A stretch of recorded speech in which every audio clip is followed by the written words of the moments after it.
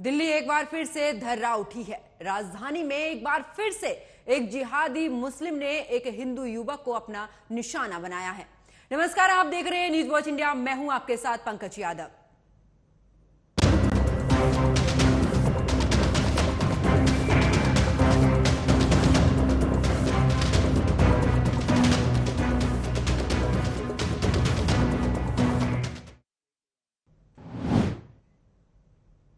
दिल्ली में ब्रजपुरी में मोहम्मद जैद नाम के एक जिहादी मुस्लिम युवक ने 20 साल के राहुल की चाकू मारकर हत्या कर दी। दोनों के बीच किसी बात को लेकर बहस हो गई थी, जिसके बाद जैद ने राहुल की हत्या कर दी। इस दौरान राहुल को बचाने के लिए 19 साल का उसका चचेरा भाई सोनू भी हमले में घायल हो गया। फिलहाल आरोपी फरार है। इसी पर आज खास चर्चा करेंगे, लेकिन उससे पहले ये रिपोर्ट देखिए।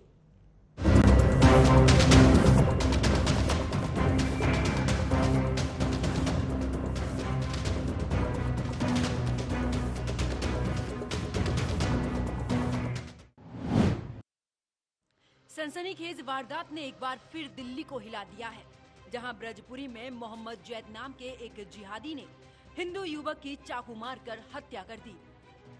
मृतक का नाम राहुल बताया जा रहा है। बताया ये भी जा रहा है कि किसी बात पर राहुल की जैद से बहस हो गई थी। इसी दौरान जिहादी जैद ने राहुल पर चाकू से हमला बोल दिया।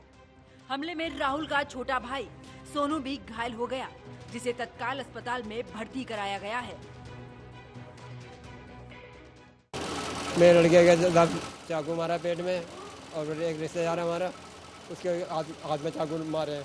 अच्छा, तो अब बेटी की हालत कैसी है? अब तो थोड़ी बहुत ठीक है, लेकिन अभी टकरा रहा है जी। अच्छा, तो जो मारने वाले कौन थे? साहब मोमडन है। अच्छा, पीड़ित परिवार का कहना है कि राहुल आइसक्रीम खाने के लिए बाहर निकला था। इसी दौरान बराबर के एक चाउमीन खा रहे मोहम्मद जैद से किसी बात को लेकर विवाद हो गया, लेकिन मामूली विवाद में जैद ने चाकू से हमला बोल दिया, जिसमें राहुल की जान चली गई। 10 बजे के आसपास का इंसिडेंट है ये, और इसमें 2 बच्चे हैं, राहुल और सोनू, 19-20 साल के हैं।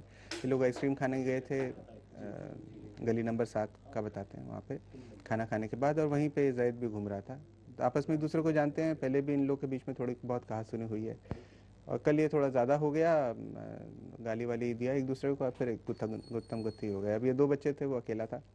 तो राहुल के पेट में उसने लोअर एब्डोमेन में कुछ तेज़ धार चीज़ से वार किया, मोस्ट लाइकली चाकू होगा, तो उससे इंजरी है उसको थोड़ी सी। और फिर जब सोनू ने बीच बचाव करने की कोशिश की तो उसके हाथ में भी चोट लगी है। ब्रजपुरी का ये वही इलाका है जहां आए दिन मुस्लिम समुदाय के लोग झगड़ा करते रहते हैं। अब सवाल ये है कि क्या मुसलमानों के दिल में कानून का खौफ खत्म हो गया है? ब्रजपुरी ही नहीं, दिल्ली के मुस्लिम बाहुल इलाकों का यही हाल है, और आए दिन मुसलमान हिंदुओं को अपना शिकार बनाते रहते हैं। Bureau report, news watch India.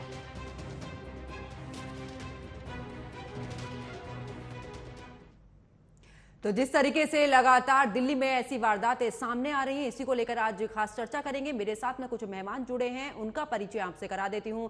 BJP नेता प्रदीप सिंह मेरे साथ हैं, आम आदमी पार्टी की प्रवक्ता तरुणिमा हमारे साथ में है, और साथ ही हिंदू धर्मगुरु स्वामी चक्रपाणी महाराज मेरे साथ इस चर्चा में मेरे साथ में जुड़े हुए हैं। आप सभी मेहमानों का स्वागत है न्यूज वॉच इंडिया पर। चर्चा की शुरुआत महाराज जी आप ही के साथ में करूंगी। आखिरकार देश की राजधानी दिल्ली में लगातार, चाहे वो हिंदू बेटियां हो या हिंदू बेटे हो, उन पर लगातार इस तरीके के हमले किए जा रहे हैं। क्या कुछ कहना इस पर? अगर चावल पकाया जाता है एक दाने से पता चल जाता है पूरे पतीले के, वही हालात है। जिस प्रकार से पूरे देश के राजधानी में, जिस प्रकार से पूरे तांडव जिस प्रकार के इन जिहादियों द्वारा किया जा रहा है, इससे पता ये चल जा रहा है कि पूरे देश में क्या हालात होंगे। जहां से मैं तो आप धन्यवाद दूंगा आपके चैनल को कि जो आपने इसको प्रमुखता दी है। आप देखिए पिछले दिनों बेटी साक्षी को किस प्रकार से इसी जिहादी मानसिकता के व्यक्ति ने सरेआम उसको मौत के घाट उतार दिया। तो यह बड़ा दुर्भाग्यपूर्ण है। कभी ये होता है, इसके पहले दंगे हो गए, पूरे दिल्ली को दहलाने का प्रयास किया गया। स्थिति बहुत ही खराब है। और हमें बार बार हमने कई पत्र दिए हैं माननीय अमित शाह जी गृह मंत्री जी को कि दिल्ली को कम से कम विशेष एक वो करके ऐसी करना है कि जिससे जिहादियों का जो मनोबल बढ़ा हुआ है वो कम से कम उस शिकंजे में हो और जिहादियों पे कठोर कार्रवाई हो, ये बहुत जरूरी हो। लेकिन बड़ी दुर्भाग्य की बात है कि यह दिन पर दिन बढ़ता जा रहा है। उल्टे कभी हमारी बेटियों के साथ लव जिहाद हो रहा है, कभी हिंदू युवकों को सरेआम इस प्रकार से मार दिया जा रहा है। पिछले दिनों किस प्रकार से एक लड़का जो है जो मुस्लिम युवती से प्रेम करता था उसको उसके घर के सामने चाकुओं से गोद गोद के मार दिया गया। तो कई ऐसी घटनाएं हैं जो सरेआम हो रही हैं, बहुत ही दुर्भाग्यपूर्ण है। इसकी हम घोर निंदा करते हैं और चाहते हैं कि सरकार इसमें पूर्ण हस्तक्षेप करके और इन जिहादियों के खिलाफ कठोर कार्रवाई करे। बिल्कुल महाराज जी, मैं आपके पास वापस लौटूंगी। 2 और मेहमान मेरे साथ में जुड़े हुए हैं, बीजेपी का रुख करती हूं। प्रदीप जी, आखिरकार सरकार आपकी है, कानून व्यवस्था आपकी है, आखिरकार दिल्ली में लगातार ये मामले बढ़ते जा रहे हैं, इस पर लगाम कब लगाएंगे? तौर पे आपने जो बात कही वो सत्य है, लेकिन एक बात और भी ध्यान करनी होगी कि इन जिहादियों का जो मनोबल बढ़ा हुआ है उसके पीछे कौन से कारक हैं। निश्चित तौर पे दिल्ली में दिल्ली पुलिस जो है कानून व्यवस्था देखती है और हमें ये भी स्वीकार करना होगा कि हमारे देश में दिल्ली पुलिस एक चुस्त दुरुस्त पुलिसों में गिनी जाती है कंपैरेटिवली दूसरे राज्यों के अगर देखा जाए। यहाँ की मैं उनका तुलनात्मक अध्ययन नहीं कर रहा हूँ, लेकिन देखिए क्या है कि बचाव करना नहीं है और अगर आप इसका विरोध करना शुरू करें तो दूसरे प्रकार की राजनीति शुरू हो जाती है। केवल आरोप प्रत्यारोप होते हैं। वर्तमान सरकारें या जो भी लोग इसमें हैं जो कि केवल उनका मन बढ़ाने का काम करते हैं। देखिए क्या होता है कि समाज में हम भी हैं और सभी हैं, पक्ष भी रहता है उसी समाज में, विपक्ष भी रहता है उसी समाज में। अगर कोई कठोर कार्रवाई होती है जिससे कि कानून को न मानने वालों पे थोड़ा असर पड़ता है तो उनकी जो शैडो शील्डिंग जो उनकी शुरू हो जाती है विपक्ष दल द्वारा, वो सबसे खतरनाक है। ये कोई नई घटना नहीं है, दिल्ली में इस प्रकार की घटनाएं नहीं होती रही हैं। देखिए मन बढ़ाने के कई स्वरूप हो सकते हैं। जिहादियों को मन को एकदम नहीं, तुम करो जो तुम्हें करना है और हम तुम्हारे साथ। लेकिन प्रदीप जी, आप विपक्ष पर पूरा ठीकरा फोड़ रहे हैं कि वो सहयोग नहीं करता है, कानून व्यवस्था आपकी, आपको तो कानून के हिसाब से चलना है ना। विपक्ष तो कुछ भी कहे उस पर नहीं जाना है ना, हमें तो कानून व्यवस्था सुधारनी है, हमें तो जनता को सुरक्षित रखना है ना। पंकज जी देखिए, मैं इस समय बड़ी जिम्मेवारी के साथ कहना चाहूंगा कि देखिए जितने भी जिहादी देश भर में फैले हुए हैं, अपेक्षाकृत दिल्ली पुलिस की लगाम ज्यादा है और बहुत कड़ी है। और देखिए क्या होता है, वारदात तो जब हो गई तो उस पर जो है कानूनी कार्रवाई हो सकती है ना। प्रदीप जी जान चली जाती है उसके बाद कार्रवाई होती है, आप कह रहे हैं कि व्यवस्था अच्छी है, मामले लगातार बढ़ रहे हैं। मैं पहले आपके प्रश्न के पहले मैं आ जाता हूँ। देखिए एक बार एक सिलाई मशीन दी गई थी, वो एक सिलाई मशीन नहीं थी, वो एक मैसेज था, वो बहुत बड़ा मैसेज था। दिल्ली शहर की जो सरकार है वो मैसेज देने में बहुत माहिर है। तो आप देखिए कि अगर वो मैसेज दिया जाता है कि नहीं आप स्वतंत्र हैं, पुजारियों को जो है सैलरी नहीं मिलती है, मौलवियों को सैलरी मिलती है, जबकि संविधान सभी को बराबर अधिकार देता है, सभी बराबर है, कोई छोटा बड़ा नहीं है। तो इस प्रकार की अगर क्षेत्रीय जो संबंधित नगर की जो सरकार अगर उस प्रकार का काम करेगी तो आखिर कहां तक दिल्ली पुलिस को उसको बचाती रह जाएगी। आप खुद आपके विधायक जो है लगे रहते हैं दिल्ली पुलिस को जो है अपमानित करने के लिए, या कोई भी जब कोई इस प्रकार की कार्रवाई होती है तो उसका विरोध करने के लिए। एक नहीं हजारों उदाहरण देखने को मिले हैं पिछले कालों में। ठीक है प्रदीप जी, अगर आम आदमी पार्टी के प्रवक्ता मेरे साथ में है, आपने जितने भी सवाल खड़े किए उनसे जवाब ले लेते हैं क्योंकि दिल्ली में उनकी भी सरकार है। तरुणिमा जी क्या कुछ कहेंगे, क्योंकि बीजेपी का साफ तौर पर कहना कि आपकी पार्टी सहयोग नहीं करती है, अगर वो कार्रवाई करते हैं तो आपकी पार्टी विरोध करती है, कानून व्यवस्था को लेकर सवाल खड़े करती है, क्या कहेंगे इस पर?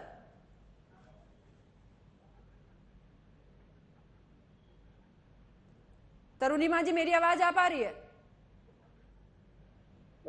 ठीक है, हाँ। आपको आवाज आ रही है मेरी? ठीक। हाँ देखिए यादव जी, बात यह है कि भाजपा का काम सिर्फ दोषारोपण करने का है, अपने जो उनका काम है उससे बचने का है। दिल्ली में जिस प्रकार रोज घटनाएं हो रही है उसकी जिम्मेदारी पूरी तरह से एलजी की है, अमित शाह जी की है, क्योंकि उनके हाथ में कानून व्यवस्था है।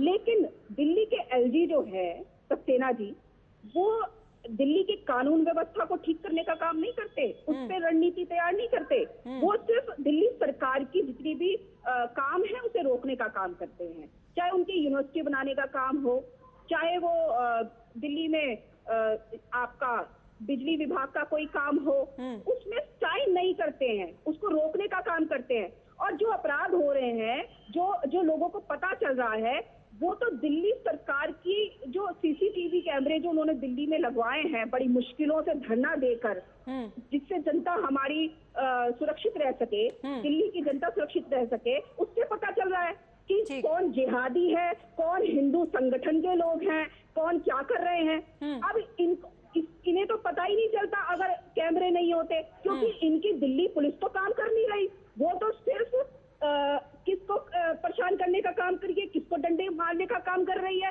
सिर्फ जो बेरोजगारी के लिए जो धरना देते हैं युवा, उनको तंग करने का काम करती है। आपके ये तरुणिमा जी, आपकी सरकार, तरुणिमा जी, ठीक है, उनको डंडा मारने का मैं आपकी बात पुलिस जनता की सुरक्षा के लिए काम नहीं कर रही है। अब अगर आप जिहादी की बात कर रहे हैं, तो सबसे बड़े जिहादी तो ये है कि एलजी ने साइन करा दिया दिल्ली के कई सारे मंदिरों को तोड़ने के लिए, और नाम केजरीवाल जी क्या लगा रहे हैं। तरुणिमा जी, मुद्दे से नहीं भटकना है, मुद्दे पर बात करनी है। तरुणिमा जी, मेरी आवाज पहुंच पा रही है? तरुणिमा जी, मुद्दे से नहीं भटकना है मुझे। आप मेरी बात पूरी सुन लीजिए, आप बीच में ना टोके। अब जिहादी की बात आ रही है और हिंदू संगठन की बात आ रही है, तो पूरी होने दीजिए। ये जो बहुत बड़े हिंदू के ठेकेदार बनते हैं, हिंदुओं के मंदिर तोड़ने के लिए जो साइन किया है भाजपा ने, एलजी ने, उसकी जिम्मेदारी कौन लेगा? बनारस में जो बहुत सारे मंदिर योगी सरकार, तरुणिमा जी, मंदिर पर मैं चर्चा नहीं कर रही हूँ। अगर इस तरीके से सब अपने अपने मुद्दे लेकर आएंगे तो चर्चा किस बात पर होगी? तरुणिमा जी, मुद्दे को समझिए। तरुणिमा जी, मुद्दे को समझिए ना, मुद्दे पर बात कीजिए। अब मुद्दे पे बात आ रही है। अभी मौलवी की बात, मेरा सवाल सीधा नहीं, तरुणिमा जी, मेरा सीधा सवाल है, सरकार आपकी भी राज्य में है, आपका भी दायित्व बनता है कानून व्यवस्था को लेकर। पोल खोल रही हूँ तो आप बीच में टोक रही हैं। मैं बीच में नहीं टोक रही हूँ, मैं आपकी बात पूरी, आप मंदिरों पर मैं नहीं जा रही हूँ ना। मौलवी को जो पैसा मिलता है वो आज दिल्ली की सरकार है तभी तो नहीं मिलता, वो 30 साल से मिलता है। क्या आपके खट्टर साहब नहीं देते मौलवी को पैसा? राजस्थान सरकार नहीं देती मौलवी को पैसा? या फिर उत्तर प्रदेश में मुसलमान लड़कियों को 50,000 रुपए नहीं मिलते?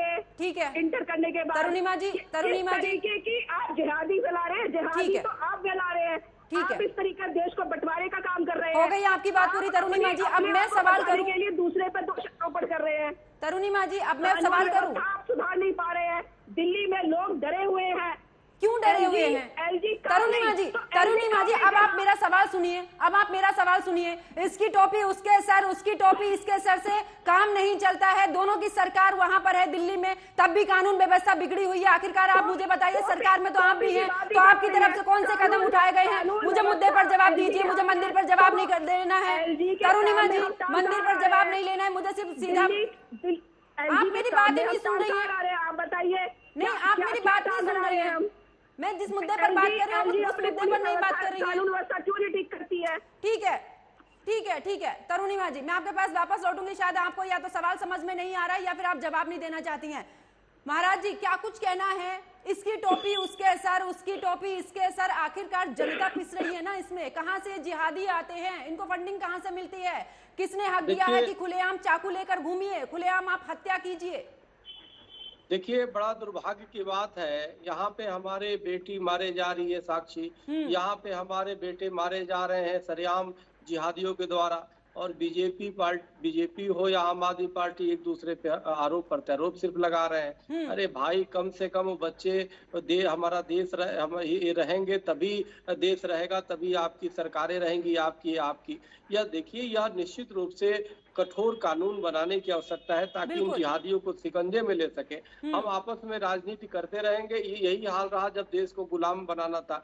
और आपस में राजा लड़ते रहे और एक एक करके जो है अंग्रेजों ने देश को गुलाम बना लिया, सैकड़ों सालों तक गुलाम बनाए रखा। यही हाल होगा, आप लड़ते रहोगे, जिहादियों का मनोबल बढ़ता रहेगा और उनको राजनीतिक लाभ मिलता रहेगा। इस बात को समझना पड़ेगा। निश्चित रूप से वो कुछ बातें जो है हमें तय करनी पड़ेगी एजेंडा, कि किसी किसी भी प्रकार से हमारी बेटियों की इस प्रकार के जिहादी हत्या कर रहे हो या लव जिहाद कर रहे हो या हमारे बच्चों को ये मार रहे हैं, तो इस पे एक साथ मिलकर सभी पार्टियों को आना पड़ेगा। और बीजेपी को भी, आरोप प्रत्यारोप से नहीं काम चलेगा, आरोप प्रत्यारोप से बिल्कुल नहीं चलने वाला। बताइए, जिसके बेटा चला गया, जिसका भाई चला गया, वो फिर वापस थोड़े आएगा? ये तो आपका भी भाई हो सकता है ना, आपके भी बच्चे तो हो सकते हैं, हमारे भी तो है।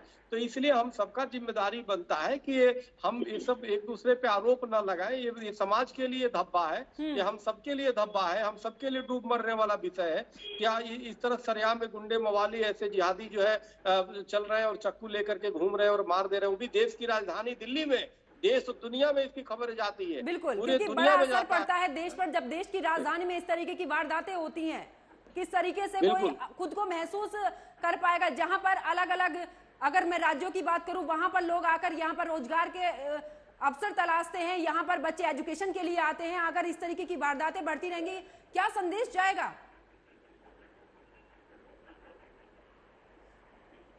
प्रदीप जी पूछ रही है जी, प्रदीप जी, आखिरकार लगातार आरोप प्रत्यारोप लगते रहते हैं, ये अलग राजनीति है। सिर्फ ये है कि आखिरकार कानून व्यवस्था कब सुधरेगी, क्योंकि आम आदमी पार्टी बीजेपी आम आदमी पार्टी पर आरोप लगाती रहती है। उनका साफ तौर पर कहना है कि हमने प्रदर्शन किया, उसके बाद जाकर सीसीटीवी कैमरे लगे हैं, उसके बिहाफ पर अपराधी पकड़े जा रहे हैं। तो आप मुझे बताइए, आपकी तरफ से क्या कानून व्यवस्था वहां पर सुधरी हुई है, अगर आम आदमी पार्टी ने वहां पर काम किया है तो? पंकज जी, देखिए, आज का जो विषय है ना, अब चूंकि 15 मिनट की चर्चा हो गई, उसको देखने के बाद जो चीज मुझे समझ में आ रही है, एक विवेकशील व्यक्ति होने के नाते जो संविधान को मानता हो, ये उचित अवसर नहीं है कि मैं उस पर अनर्गल आरोप और प्रत्यारोप लगाता रहूं। मेरी आत्मा गवारा नहीं करती। लेकिन ये भी देखना होगा कि बगल में उत्तर प्रदेश राज्य है, वहां पे भी भारतीय जनता पार्टी का ही शासन है, वहां पे भी छुटपुट घटनाएं होती है, लेकिन इस प्रकार का साहस किसी में नहीं है जो कि जिस प्रकार का साहस होता है। देखिए, ये जनता द्वारा चुनी गई सरकार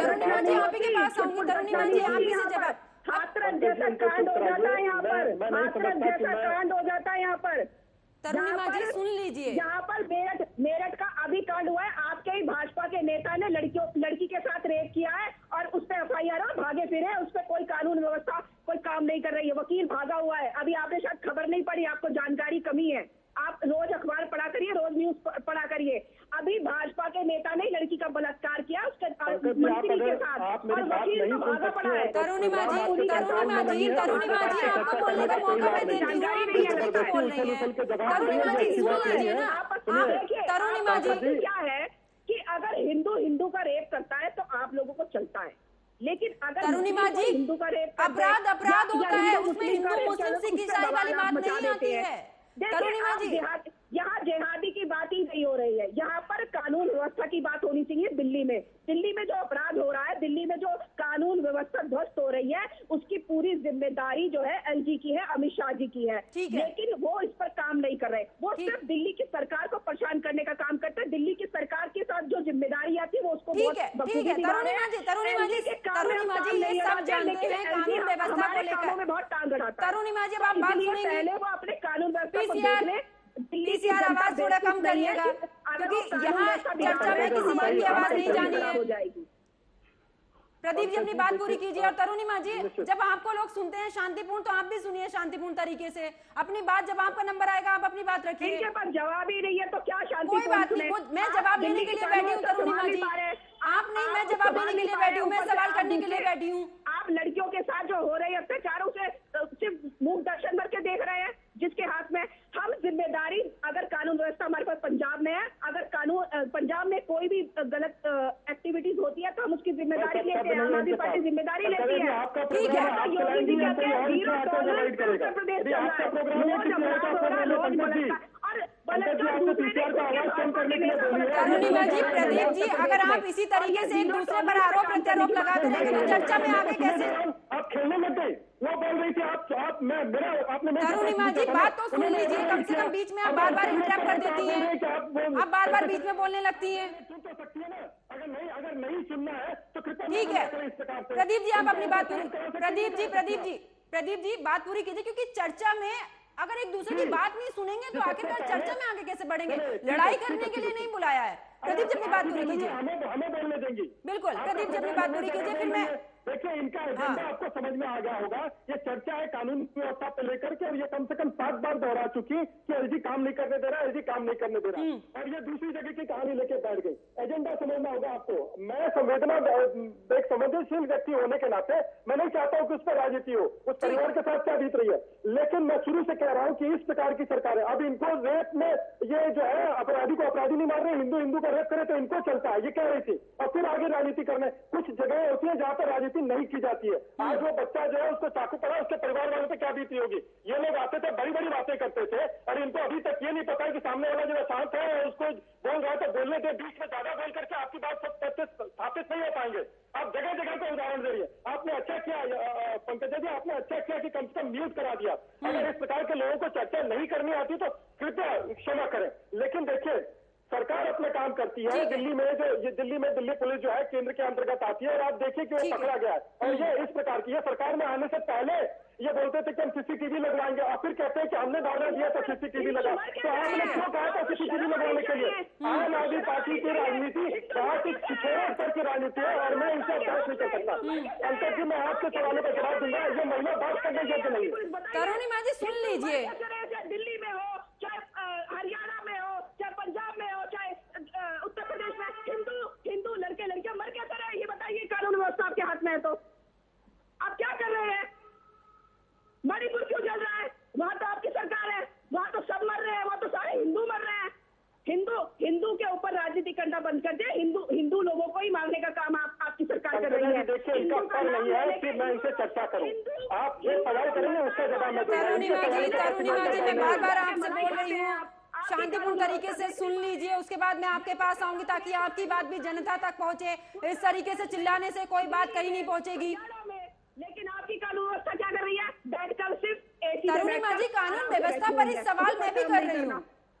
कानून व्यवस्था पर ही सवाल उठ रहे हैं, आप दोनों की सरकारें वहां पर है, कानून व्यवस्था पर ही सवाल उठ रहे हैं, आप दोनों से उसी को लेकर सवाल कर रही हूँ। लेकिन इस तरीके से एक दूसरे पर आप इस तरीके से भिड़ेंगे तो मैं चर्चा में क्या सवाल करूंगी? आप सुन लीजिए ना, आप सुन ही नहीं रही हैं, आप किसी की बात ही नहीं सुन रही है। मुसलमान को छोड़िए, हिंदू क्यों मर रहे हैं? क्यों नहीं बचाने आ रहे इनके हिंदूवादी संगठन? तो जवाब सुन तो लीजिए तरुणी माँ जी, आप बोलने का मौका नहीं दे रही है, बीच बीच में आप आ जा रही है और आप बोल रही है कि जवाब नहीं मिल रहा है। जवाब तो तब मिलेगा जब आप सुनने देंगी। कहाँ चली गई इनकी हिंदू पुलिस दिल्ली की जो बचाने नहीं आए? कैसे हिंदू लड़के को मार दिया आज? कैसे हिंदू लड़की का रेप हो गया? जिम्मेदारी तो आपकी भी बनती है, सरकार तो आपकी भी दिल्ली में है। सारे हिंदू भर्ती कर रखे हैं ना दिल्ली पुलिस में, क्या कर रही है बताइए? तरुणी माँ जी सवाल आप पर भी उठता है। तरुणी माँ जी, आप सुनने को तैयार नहीं है, सिर्फ अपनी बात बोलने के लिए तैयार है। पीसीआर फेडर डाउन करिएगा ताकि दूसरे मेहमान भी कम से कम इस चर्चा में अपनी बात रख सके। प्रदीप जी जल्दी से अपनी बात पूरी कीजिए। पंकजा जी, देखिए एक स्तर होता है चर्चा का, और मैं बड़े ही क्षमा चाहूंगा, बड़ी ही माफी के साथ ये कहना चाहूंगा कि इनका स्तर नहीं है कि इनसे चर्चा की जाए। व्यक्तिगत मेरा कोई लेना देना नहीं है, लेकिन आपका प्रोग्राम है, आप सवाल करेंगे, मैं आपको जवाब दूंगा। लेकिन ये क्रॉस क्वेश्चनिंग की क्या जरूरत है? आपका माध्यम है, हम आपके प्लेटफॉर्म पे बैठे हैं, और अनर्गल कोई आरोप लगाता है। अब देखिए मोदी जी बोले जा रहे हैं, उनको बता दीजिए माइक म्यूट हो चुका है। ठीक है प्रदीप जी, अब आखिरकार एलजी को लेकर, कानून व्यवस्था को लेकर जिस तरीके से सवाल खड़े हो रहे, बार बार हत्याएं हो रही हैं, क्या इस दौरान नहीं लगता है कि कड़े कानून की इस समय पर जरूरत है? पंकज जी, निश्चित तौर पे यही विपक्षी पार्टियां। प्रदीप जी आपकी आवाज नहीं आ पा रही है। प्रदीप जी मेरी आवाज सुन पा रहे हैं? महाराज जी आरोप प्रत्यारोप जिस तरीके से पहले भी बात थी, एक दूसरे पर आरोप प्रत्यारोप लग रहे हैं, क्या नहीं लगता क्या कड़े कानून की व्यवस्था होनी चाहिए दिल्ली में? देखिए जी, मैं तो निष्पक्षता से बात कर रहा हूं और करना चाहता हूं, क्योंकि यह बहुत ही संवेदनशील मुद्दा है। वास्तव में ये मछली बाजार बनाने से इसकी समस्या का हल नहीं निकलना है।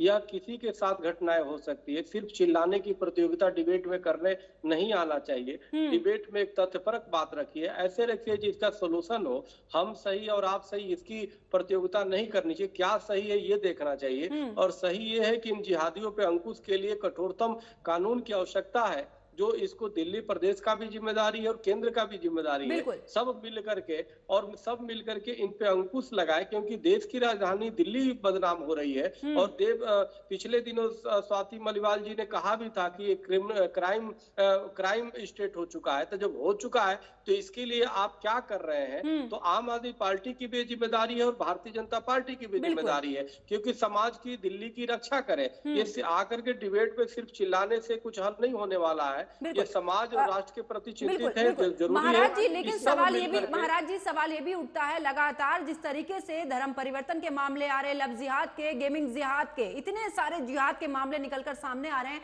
क्या लगता है स्वामी जी की आखिरकार इसके पीछे की वजह क्या है? खुलेआम चाकू लेकर घूमना, खुलेआम हत्या कर देना। देखिए मैं आपको बता रहा हूं कि पीएफआई ने जो ट्रेनिंग दिलाया था, पीएफआई का सीधा उद्देश्य था कि कई प्रकार से उनको देश में जिहाद करने की मंशा थी। आप देखो कि छत्तीसगढ़, झारखंड और बिहार में कई ऐसे विद्यालय थे जो सरकारी विद्यालय थे, वो प्राइमरी स्कूल थे। जब वो वहां पे मुस्लिमों की संख्या ज्यादा हो गई तो वहां पे पूरी तरह से इस्लामीकरण उस विद्यालय का कर दिया गया।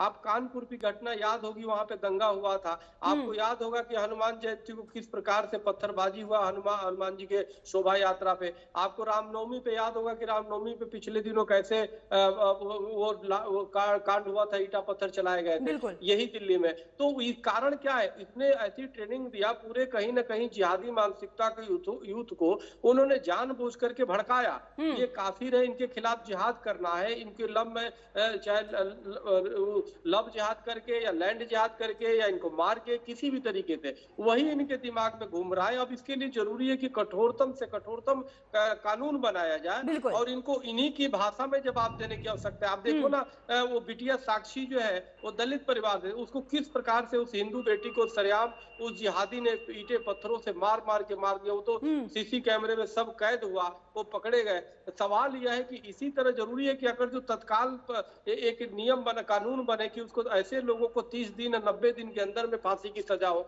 तो दोबारा किसी की हिम्मत बिल्कुल, क्योंकि शायद उसके बाद कोई गुनाह करने से पहले बिल्कुल सोचेगा। बिल्कुल इन जिहादियों को महाराज जी समय बहुत कम है, इसीलिए तरुणिमा जी फाइनल कमेंट। बिल्कुल महाराज जी समय बहुत कम है, तरुणिमा जी आपसे फाइनल कमेंट चाहूंगी। जानते हैं कि पार्टियां आपस में लड़ने लगेगी, उसमें बचाव उनको मिल जाता है। जिसके हाथ में हो वो उसको बखूबी निभाए, उसको तरीके से चलाए, चाहे वो हिंदू अपराधी हो, मुस्लिम अपराधी हो, सबको सजा मिलनी चाहिए। बेटियों को बहन जी, ये तो जिहादी है ना, ये जिहादी है, सुरक्षा होनी चाहिए। देखिए, अगर कोई भी यहाँ पर गलत संगठन चल रहा है, वो चाहे जिहादी हो चाहे हिंदुओं को लेकर कोई संगठन गलत चल रहा है जिसमें लड़कियों के साथ गलत हो रहा है, उसको भी बंद होना चाहिए। इस प्रकार हिंदू संगठन कभी ऐसा गलत नहीं करता, उसको सजा देनी चाहिए। हिंदू संगठन कोई हिंदू गलत नहीं कर सकता, ये जिहादी है। नेताओं को बचाने का काम कर रही है, वो बंद होना चाहिए। इसलिए इस देश को सोचना पड़ेगा। ठीक है तरुणिमा जी, समय बहुत कम है। केंद्र में आया है वही बलात्कारियों को बचाने का काम। ठीक है प्रदीप जी फाइनल कमेंट आपसे चाहूंगी, 30 सेकंड। पंकजा जी, देखिए, सरकार शुरू से काम करे, उसके लिए आवश्यक है कि विपक्ष भी उसमें कम से कम सुरक्षा की दृष्टि से इस प्रकार की बातें ना करें, ना ही किसी जिहादी को, ना ही किसी को बचाने का प्रयास हो। जिससे इनकी तो राजनीति हो जाती है, लेकिन उनका मन 10 गुना ज्यादा बढ़ जाता है, जिससे वो प्रेरित रहते हैं कि हम कुछ भी कर लें, हमें बचाने वाले तो तैयार खड़े हैं, चाहे वो कहीं भी हो, किसी भी क्षेत्रों में, किसी राज्य में हो, किसी मुल्क में हो। ठीक है प्रदीप जी, समय बनाने का काम है, के लिए तैयार खड़ी है। ठीक है प्रदीप जी, तरुणिमा जी, स्वामी जी, आप तीनों मेहमान मेरे साथ में जुड़े, आप तीनों का बहुत बहुत शुक्रिया। तो देखिए, जिस तरीके से राजधानी दिल्ली की बात की जाए तो राजधानी दिल्ली में जो क्राइम है पूरे चरम पर है, क्योंकि जिस तरीके से पहले भी हमने देखा था साक्षी पर किस तरीके से उस पर वार किया गया था, चाहे वो चाकू से किया गया हो या फिर पत्थर से किया गया हो। अब इसके बाद एक नया मामला सामने आया है जहां पर एक राहुल नाम के लड़के पर चाकू से वार किया गया, सिर्फ मामूली कहासुनी को लेकर। लेकिन सवाल यही उठता है कि आखिरकार किस तरीके से हिंदू बेटियों को लेकर ये अपराध जो है वो चरम पर होता जा रहा है, चाहे लव जिहाद के मामले हो या फिर धर्म परिवर्तन के मामले हो, या फिर अब इस तरीके से चुन कर इस तरीके के अपराध दिल्ली में हो रहे हैं। सोचने वाली बात यह है कि जहां पर दिल्ली देश की राजधानी है, वहां पर लोग रोजगार के लिए आते हैं, बच्चे, अब अगर स्टूडेंट्स की बात की जाए तो वहां पर वो अपनी स्टडी करने आते हैं, अपना फ्यूचर बनाने के लिए आते हैं। लेकिन जिस तरीके से वारदातें लगातार बढ़ती जा रही है, क्या ये सोचने वाली बात नहीं है? अगर वहां पर कानून व्यवस्था सही नहीं होती है तो क्या राजधानी दिल्ली में कोई आना पसंद करेगा? देश की राजधानी से आखिरकार क्या संदेश जाएगा बाकी के राज्यों में, क्योंकि वहां पर कानून व्यवस्था का सही होना बहुत जरूरी है। मेरे साथ फिलहाल इतना ही। आप देखते रहिए न्यूज वॉच इंडिया। नमस्कार।